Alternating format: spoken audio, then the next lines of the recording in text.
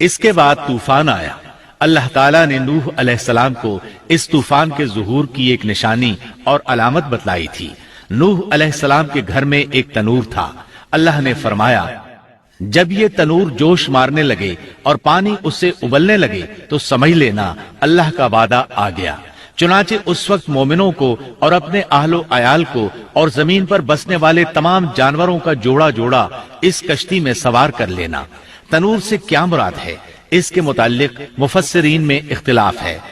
بعض کہتے ہیں کہ اس سے مراد ایک چشمہ ہے جو زمین سے نکلتا ہے، لیکن راجح روایات کے مطابق اس سے مراد معروف تنور ہے جس میں آگ جلا کر روٹیاں پکائی جاتی ہیں۔ یہ تنور نوح علیہ السلام کے گھر میں تھا اور اسی کو اللہ نے طوفان کے آنے کی علامت بتایا اور فرمایا کہ جب یہ پھوٹ پڑے اس وقت ہر چیز کا جوڑا جوڑا کشتی پر سوار کر لینا۔ اللہ تعالیٰ سورہ ہود آیت 40 میں فرماتے ہیں یہاں تک کہ جب ہمارا حکم آ پہنچا اور تنور ابلنے لگا ہم نے کہا اس کشتی میں ہر قسم کے جوڑے دوہرے سوار کر لے اور اپنے گھر کے لوگوں کو بھی سوائے ان کے جن پر پہلے سے بات پڑ چکی ہے، اور سب ایمان والوں کو بھی۔ اس کے ساتھ ایمان لانے والے بہت ہی کم تھے۔ کشتی میں سوار ہونے والوں کی تعداد 80 بتائی جاتی ہے۔ چنانچہ جب تنور جوش مارنے لگا تو نوح علیہ السلام کشتی میں سوار ہو گئے۔ کشتی ان کی بستی میں لوگوں سے دور پہاڑ پر تھی۔ اللہ کی قدرت کہ تمام قسم کے جانور بھی کشتی کے پاس آ گئے۔ نوح علیہ السلام نے انہیں بھی سوار کر لیا۔ اللہ تعالیٰ سورۃ القمر آیات 11 اور 12 میں فرماتے ہیں پس ہم نے آسمان کے دروازوں کو زور کی بارش سے کھول دیا اور زمین کے چشموں کو جاری کر دیا، پس اس کام پر جو پانی مقرر کیا گیا تھا خوب جمع ہو گیا۔ آسمان سے نازل ہونے والا اور زمین سے نکلنے والا پانی کتنا تھا اس کا اندازہ اللہ ہی کو ہے۔ بہرحال اس پانی نے زمین پر رہنے والے انسان، چوپائے، حیوانات، غرض ہر چیز کو غرق کر دیا۔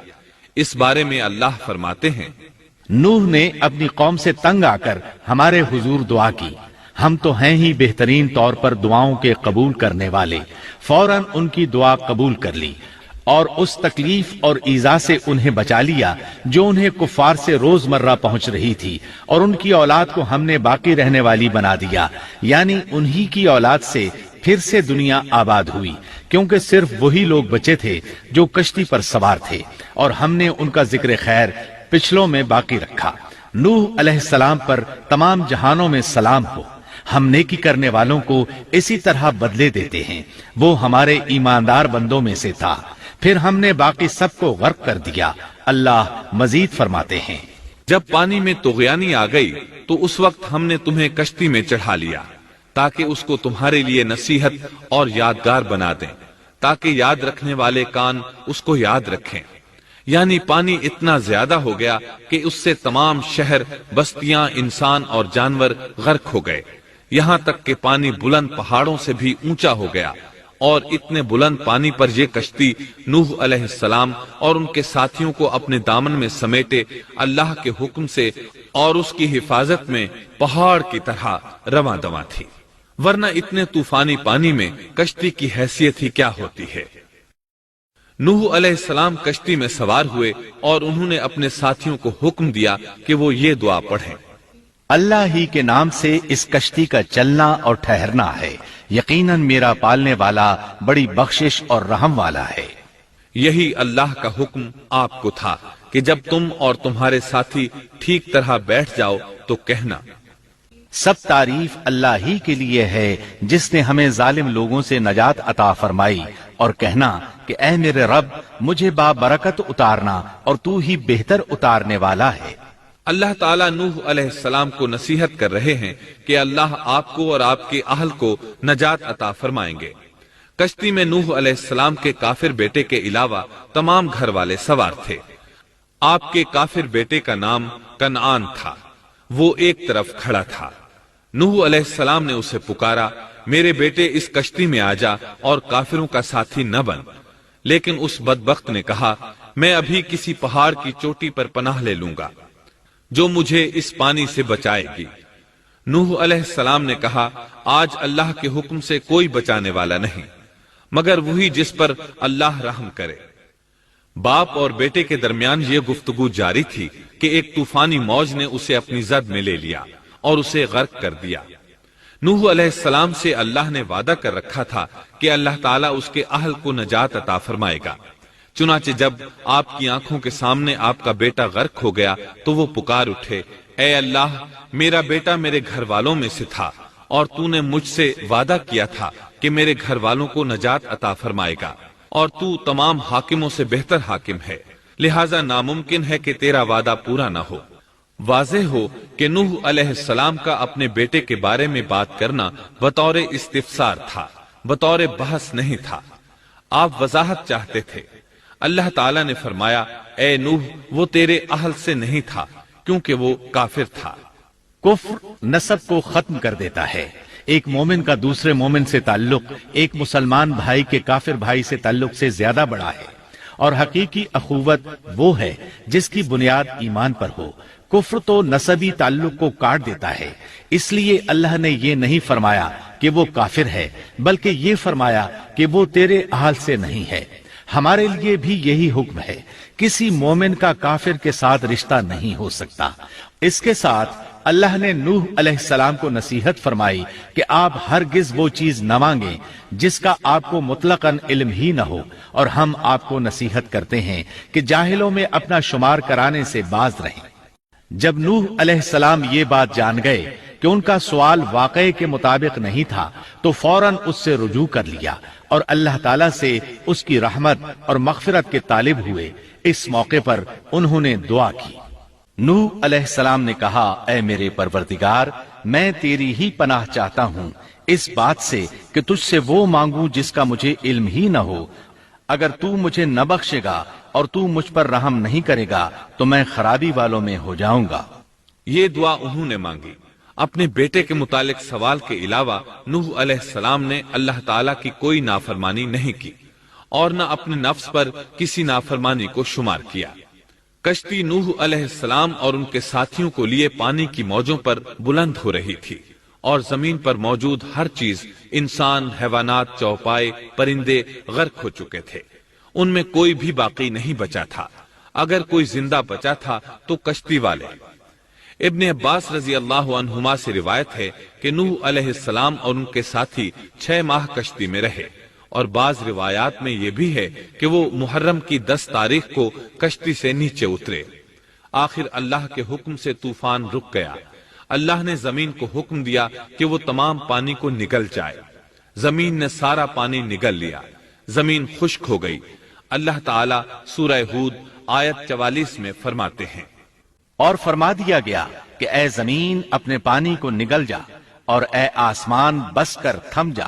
اسی وقت پانی سکھا دیا گیا اور کام پورا کر دیا گیا، اور کشتی جودی نامی پہاڑ پر جا ٹھہری، اور فرما دیا گیا کہ ظالم لوگ اللہ کی رحمت سے دور ہیں۔ کشتی جودی پہاڑ پر جا کر ٹھہر گئی۔ اب انہیں حکم ہوا کہ سلامتی کے ساتھ کشتی سے اتر آئے۔ آپ پر بھی برکت نازل ہوگی، اور ان قوموں پر بھی جو آئندہ آپ کی نسل سے پیدا ہوں گی، اور آپ کی نسل میں سے کچھ لوگ ایسے بھی ہوں گے جنہیں ہم فائدہ تو ضرور پہنچائیں گے، پھر انہیں ہماری طرف سے دردناک عذاب پہنچے گا۔ بہت سی روایات میں یہ بات مذکور ہے کہ نوح علیہ السلام ایک لمبی مدت یعنی 6 ماہ کشتی میں طوفان تھم جانے کا انتظار کرتے رہے۔ آپ نے طوفان کے حالات معلوم کرنے کے لیے ایک کبوتر بھیجا جو واپس آ گیا۔ اسے پاؤں رکھنے کو جگہ نہ ملی۔ اسے دوبارہ بھیجا گیا تو وہ پھر واپس آ گیا۔ چند دن بعد اسے پھر بھیجا گیا تو وہ اپنی چونچ میں زیتون کی ایک ٹہنی لیے ہوئے تھا۔ اس سے نوح علیہ السلام نے معلوم کر لیا کہ پانی زمین سے کچھ ہی اونچا رہ گیا ہے اور درخت وغیرہ اگ چکے ہیں۔ کچھ دن بعد اسے پھر بھیجا گیا۔ اس مرتبہ وہ واپس لوٹا تو اس کے پاؤں خاک آلود تھے۔ نوح علیہ السلام نے سمجھ لیا کہ طوفان رک گیا اور زمین خشک ہو چکی ہے۔ سیرت کی کتب میں یہ واقعہ موجود ہے۔ اسی کی بنیاد پر سیرت نگاروں کا کہنا ہے کہ کبوتر کا آنا سلامتی کی علامت تھا، اور اس کی چونچ میں زیتون کی ٹہنی نوح علیہ السلام کی بادشاہت کی طرف اشارہ تھا۔ اس طرح نوح علیہ السلام زمین پر اتر آئے۔ اس وقت اولاد آدم میں سے کوئی انسان سوائے ان لوگوں کے زندہ نہیں بچا تھا۔ جزیرہ عرب، فلسطین اور ان کے ارد گرد کا علاقہ غرق ہونے سے محفوظ رہا۔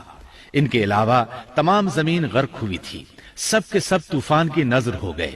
صرف نوح علیہ السلام سے اولاد پیدا ہوئی اور زمین میں ان کی اولاد کے علاوہ اور کسی کی نسل باقی نہ رہی۔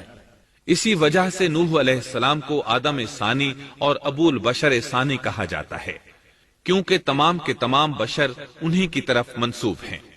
سورۃ الصافات آیات 75 تا 77 میں اسی طرف اشارہ ہے۔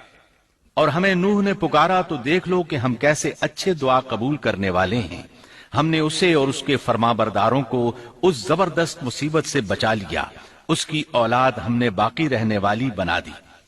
ایک دوسرے مقام پر اللہ تعالیٰ دیگر امم اور رسولوں کے متعلق کلام کرتے ہوئے فرماتے ہیں، اے ان لوگوں کی اولاد جنہیں ہم نے نوح کے ساتھ چڑھا لیا تھا، وہ ہمارا بڑا ہی شکر گزار بندہ تھا۔ نوح علیہ السلام کے 3 بیٹے تھے، سام، حام اور یافس۔ سام کی نسل زیادہ تر سفید رنگت کی تھی اور بہت کم لوگ ان میں سیاہ فام تھے، البتہ کچھ ان میں گندمی تھے۔ حام کی اولاد کی اکثریت سیاہ فام تھی، ان میں بہت کم لوگ سفید رنگ کے تھے، اور یافس کی اولاد سرخی مائل رنگ کی تھی۔ عرب اور بنو اسرائیل سام کی اولاد ہیں، تمام حبش حام کی اولاد ہیں، ترک اور مشرق ایشیا کے لوگ یافس کی اولاد ہیں۔ طوفان کے بعد نوح علیہ السلام اللہ کے بندوں میں 350 سال تک زندہ رہے، اور وہ اللہ کے قول عبدن شکورن کے مصداق تھے۔ پھر نوح علیہ السلام فوت ہو گئے۔ راجح ترین روایات کے مطابق آپ مکہ میں دفن ہوئے، ایک دوسری روایت کے مطابق آپ لبنان میں دفن ہوئے۔